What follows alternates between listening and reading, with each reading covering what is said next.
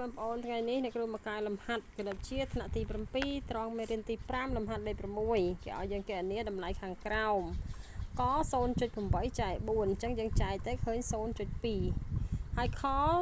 3.41 ចែកនឹង6អញ្ចឹងចែកមកឃើញប្រមាណយើងធ្វើប្រមាណវិធីចែកទាំងអស់គ្នាចេះចែកនៅបើចេះចែកតោះមកចែកជាមួយអ្នកគ្រូណាចឹងអ្នកគ្រូចែកឲ្យមើល 0.3.41 នេះ 3.41 បងអូនយកមកចែកជាមួយនឹង6អញ្ចឹងបងអូនលុបក្បៀសខាងនេះថែម0ខាងនេះ2អញ្ចឹង300ចែក600បាន0ដងថែម0 1កាត់ក្បៀសថែម0កាត់ក្បៀសអញ្ចឹងយកបានប៉ុន្មានដងយកបាន5ដង5 6ដង30អញ្ចឹងតូចជាង34អញ្ចឹងយក6ដង5ដងអញ្ចឹង5 6ដង30អញ្ចឹងយើងដកមកនៅសល់410ថែម0បាន4100អញ្ចឹងយកប៉ុន្មានដងទៀតយក6ដងណា6ដង0ដង0 6ដង0 6 6ដង36ចឹងតែគ្រូយកក្រោយក្បៀសតែ2ខ្ទង់បានឲ្យឃើញ 0.56 ចឹងចម្លើយកនេះឃើញ 0.56 ហើយអក្សរគោដក 1.27 ចែកជាមួយនឹង 0.5 ចឹងគេមកធ្វើប្រមាណធី 1.27 ចែកជាមួយនឹង 0.5 ចឹងយើងចែកមកលុបក្បៀសខាងនេះថែមចូលខាងនេះ2លុបក្បៀសខាងនេះថែមចូលខាងនេះ1ព្រោះវាមានមួយខ្ទង់អញ្ចឹងយើងចែកមក1270ចែកនឹង500យកបានដងអញ្ចឹង1270ចែកនឹង500យើងយក2ដង20ដង0 20ដង0 25ដង10ចាក់ដកបានសល់270ថែម0កាត់ក្បៀសចឹងយើងយកប៉ុន្មានដងទៀតយើងយក5ដងនេះ27មាន5ដង50ដង0 50ដង0 55ដង25ចឹងយើងដកមកនៅសល់200ថែម0មួយទៀតយកប៉ុន្មានដងយក4ដង40ដង0 40ដង0 45ដង20ចឹងដកមក0ចែកដាច់ឃើញ 2.54 អញ្ចឹងចម្លើយយើងមកដាក់ខាងនេះឃើញ 2.54 សំណួរខអញ្ចឹង 14.6 នេះ 14.6 ចែកដល់8លើ13អញ្ចឹងយើងស្មើនឹង 14.6 គុណចម្រាស់13លើ8វិញណាអញ្ចឹងចែកវិភាគយកភាគទី1គុណចម្រាស់ភាគទី2អញ្ចឹងស្មើប្រមាណតោះយើងធ្វើប្រមាណទីទាំងអស់គ្នាអញ្ចឹងយើងមកយើងយក14.6 នេះ 14 ចុចឲ្យ6យកមកគុណនឹង13គុណ13 3 6ដង18ត្រា1 3 4ដង12 1 13ត្រា1 3ម្ដង3 1 4 1 6ដង6 1 4ដង4 1ម្ដង1 8 6 9 4 8 1ទម្លាក់ក្រោយក្បៀសមកខ្ទង់ឃើញប្រមាណយើងគុណឃើញប្រមាណយកមកចែកជាមួយនឹង8ទៀតចែកនឹង8យើងលុបក្បៀសខាងនេះថែម0ខាងនេះចឹងអានេះ80អញ្ចឹងកាត់យក3ខ្ទង់3ខ្ទង់យើងចែកមកយកប៉ុន្មានដងយើងយក2ដង2 80ដង160 9 8ដកសល់2នេះសល់0 20 298អញ្ចឹងយកប៉ុន្មានដងយើងយក3ដង3 0ដង0 3 8ដង24 8 5 0ថែម0កាត់ក្បៀស58មាន8ប៉ុន្មានដងអញ្ចឹងយក7ដង7ដងណា7 0ដង0 7 8ដង56ចឹងដកមកនៅសល់0សល់2 0ចឹងថែម0ទៀតយកប៉ុន្មានដងយក2ដង2 0ដង0 2 8ដង16ចឹងមានន័យថាយើងអាចចែកបានឃើញកតុយ72ណាឃើញ 23.72 ចឹងយកមកដាក់ចម្លើយកន្លែងនេះ 23.72 ចម្លើយហើយទីងោមើលទីងោទាំងអស់គ្នា0.9 គុណជាមួយនឹងយើងកណនីក្នុងវងកញ្ចក់សិនណាចឹង 0.9 វាអត់តធ្វើអីទេតម្លាក់វាសិន 0.9 គុណនឹងអានេះវាប្រមាណវិធីដកក្នុងវងកញ្ចក់នេះណាចឹងដកប៉ុន្តែដោយសារតែអីវាជាពាក់ហើយជាពាក់ទៀតចឹងយើងសរុបជាពាក់ហ្នឹងគឺចេញសញ្ញាដកប៉ុន្តែយើងធ្វើប្រមាណវិធីបូកណាចឹង 10.2 និង 11.1 វាឡើង 21.3 នេះ 21.3 ហើយបានឃើញប្រមាណយកមកចែកគ្នាជាមួយនឹងខាងនេះវាវងកញ្ចក់ឲ្យគ្នាទៀតចឹងយើងកណនីក្នុងវងកញ្ចក់គ្នាវាសិនអញ្ចឹងដកអានេះដកគុណនឹងបូកគុណដកវាចេញកន្លែងនេះដកអញ្ចឹងគ្មានន័យថាចពាក់ហើយចពាក់ទៀតដូចគ្នាអញ្ចឹងកន្លែងនេះឃើញចពាក់ 0.2 និង 0.1 ឡើង 0.3 អញ្ចឹងយើងយក 0.9 នេះគុណជាមួយនឹង2ចុចគុណនឹង 21.3 ហើយឃើញបានមកចែកជាមួយនឹង 0.3 តោះឥឡូវយើងសាកចែកលេខជាមួយនឹងគ្រូទាំងអស់គ្នាណាហើយស្ដាប់សឹកបានមិនទៅលឺសំឡេងភ្លេងការចឹងយើងសាកគុណ 0.9 គុណជាមួយនឹង 21.3 យើងហៅពីលើមកវិញលឿនណា3 9 3ដង 27 ត្រាទុក2 9 ដង 9 និង 2 11 ត្រាទុក1 9 2ដង 18 1 19 ក្រៅក្បៀមកខ្ទង់2ខ្ទង់ចឹងយើងកាត់ក្រៅក្បៀ2ខ្ទង់ប៉ុនអាហ្នឹងឃើញហើយយើងយកវាទៅធ្វើអីទៀតប៉ុនឃើញហើយបានយើងយកមកចែកនេះកន្លែងនេះយើងគុណណាមកតង់នេះយើងគុណឃើញ 19.17 ដកគុណដកចេញបូក 19.17 ហើយបានយកមកចែកជាមួយនឹង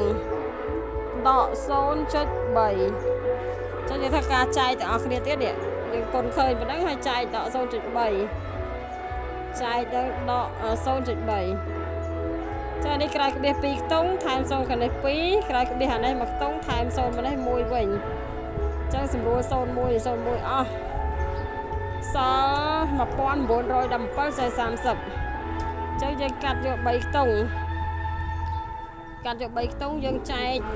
យកប្រមាណដងណាចឹងយើងយក6ដង19មាន3 6ដង6 0ដង 0 6 3ដង 18 ដកមកនៅសល់11ទម្លាក់លេខ7ចឹងយើងទម្លាក់លេខ7យើងយក3ដងទៀត11មាន3 3ដង 3 0ដង 0 3 3ដង 9 7 10 9 10សល់2ត្រាទាំង1សល់0សល់27ចឹងថែម0កាត់ក្បៀស27មាន3ប៉ុន្មានដង3 9ដងចឹង3 9ដង 27 3 0ដង 0 3 9ដង 27សងសល់0ហើយ 63.9 ចឹងចម្លើយចឹងកន្លែងនេះយើងយកសញ្ញាគុណសញ្ញាបូកចែកជាមួយនឹងដកចេញសញ្ញាដកចឹងដក 63.9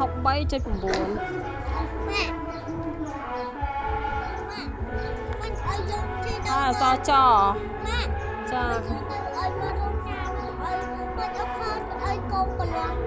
ឹងយើងបាន12ចែកជាគុណនឹងតែបានចូលតែគេមិនឃើញគុណម៉ាក់ពុកថតវីដេអូទៅឲ្យសួរមកដែរទុកសិនណាចាំម៉ាក់ធ្វើការឲ្យសិនណាចឹងយក 0.44 ចែកនឹង 0.4 យើងបច្ច័យទៅបងប្អូនមក 0.44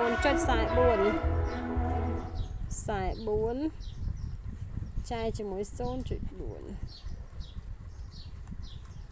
ចឹងយើងចាប់ផ្ដើមចែកលុបក្បៀសខាងនេះថែម0ខាងនេះ2លុបក្បៀសខាងនេះ1ខ្ទង់ថែម01សម្រួល01 44ចែកជាមួយនឹង40បាន1ដងសំណល់សល់4ថែម0កាត់ក្បៀសបានម្ដងទៀតអញ្ចឹង140ដងសល់0អញ្ចឹងកន្លែងនេះចែកមកឃើញ 1.1 ណាកន្លែងនេះ 1.1 ហើយយកមកដកមួយនឹង55ចុចនឹង119 ចឹងយើងធ្វើប្រមាណធីនេះប្រមាណធីគុណណាគេមិនដាក់សញ្ញាតែប្រមាណធីគុណអញ្ចឹងយក12គុណនឹង 1.1 អញ្ចឹងយក 1.1 គុណ12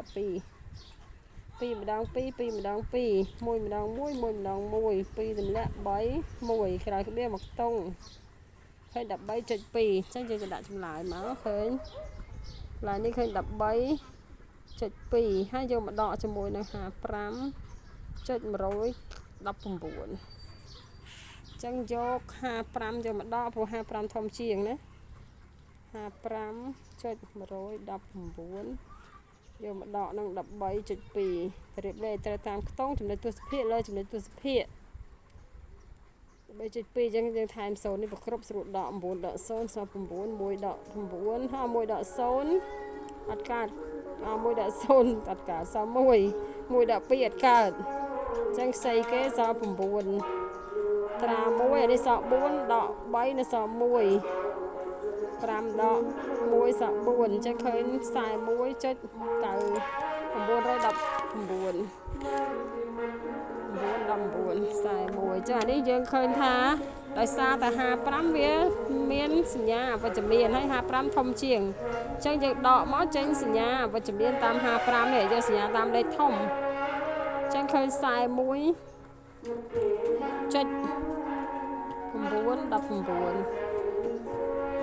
ហើយទីឆឥ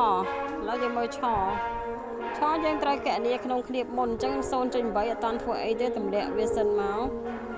ហើយក្នុងគ្នានេះយើងកណនីទៅវាដូរជាវងកញ្ចក់ណា 1.54 ជាមួយនឹងដកនេះដកអញ្ចឹងដកនេះយើងកណនីទៅវាគុណសញ្ញាឃើញបូកបើឃើញបូកអញ្ចឹងអាមួយសញ្ញាដកមួយសញ្ញាបូកយើងធ្វើប្រមាណធីដកប៉ុន្តែយកសញ្ញាតាមលេខធំចឹង 1.54 និង 1.38 នេះគឺ 1.54 ធំជាងអញ្ចឹងវាចេញសញ្ញាដកតាម 1.54 ហើយអញ្ចឹងយើងដកមក 4 ដក 8 អត់ការខ្ចីគេ 10 អញ្ចឹងនៅសល់ប្រមាណសល់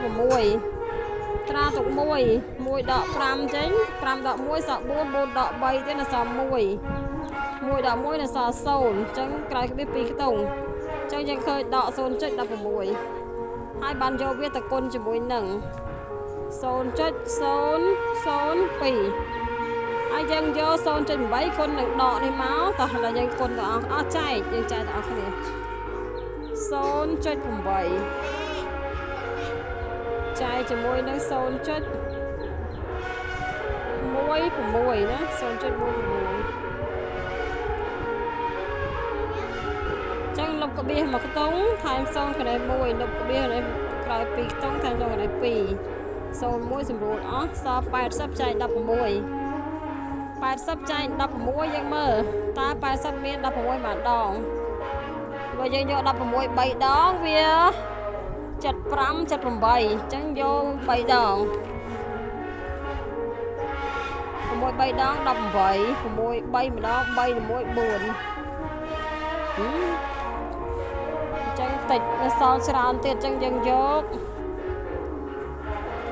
3 ដងសល់ច្រើនអញ្ចឹងយកប៉ុន្មាន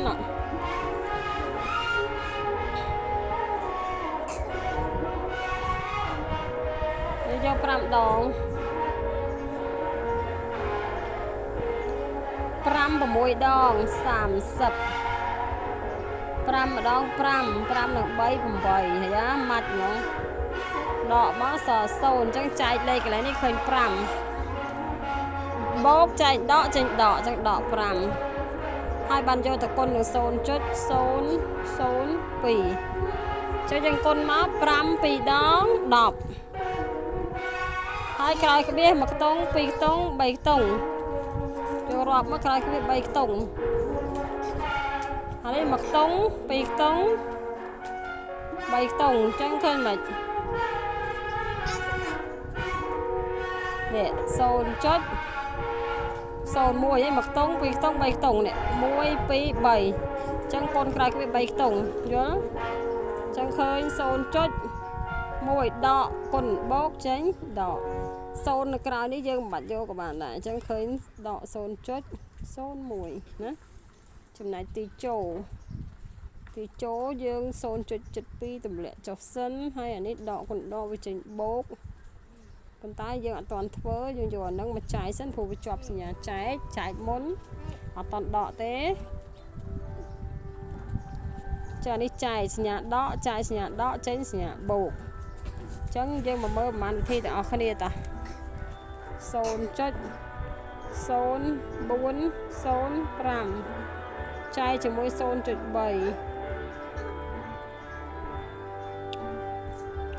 ចឹងអានេះក្រោយក្បៀសឡើងប្រហែល4ខ្ទង់ចុះលុបក្បៀសអានេះបាច់ឋាន0អានេះ4លុបក្បៀសខាងនេះអានេះ1ខ្ទង់ចឹងឋាន0ខាងនេះ1 0ក្រោយគេសម្រួលអស់1ចឹងនៅសល់400ជាងចាយមួយ3000បាន0ដងចឹងយើងថែម0មួយនេះថែម0មួយវាឡើង4050ចឹងចាយបានម្ដងថែម0កាត់ក្បៀសចឹងថែម0ហើយបានចែកចឹងបានមួយដង3000មួយ 3000 ដង 3000យកដកមក4ដក3សល់1សល់1000ថែម0យកប្រហែលដងទៀតយក3ដង30ដង0 30ដង0 30ដង0 33ដង9 00510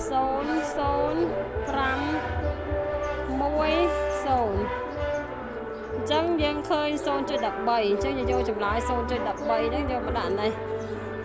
បូកជាមួយនឹង 0.13 ហើយបានយកទៅគុណជាមួយនឹង 2.9 នេះដក 2.9 ស្មើអញ្ចឹងយើងគណនាផលគុណ2នេះសិននេះគណនា2នេះសិនណាគុណគ្នាទៀតតោះអញ្ចឹងយកមកគុណ 0.13 មិញហ្នឹងគុណនឹង 2.9 ដែលគ្រូសេស្រឡះ 0.13 គុណនឹង 2.9 9 3ដង 27 ត្រាទៅ2 9 ម្ដង 9 នឹង 2 9 ម្ដង 9 9 បូក 2 11 ត្រាទៅ1ទៀត 9 ដង 0 1 2 3ដង 6 2 ម្ដង 2 7 7 3ក្រោយគ្នា1ខ្ទង់2ខ្ទង់3ខ្ទង់អញ្ចឹង1 2 3កាត់ក្បៀសណា 0.377 ចឹងយកនេះអានេះឃើញ 0.377 ហើយ 0.72 នេះតម្លាក់ចុះសិនចឹងអានេះដកអានេះចែកមិញហ្នឹងចេញដកអញ្ចឹង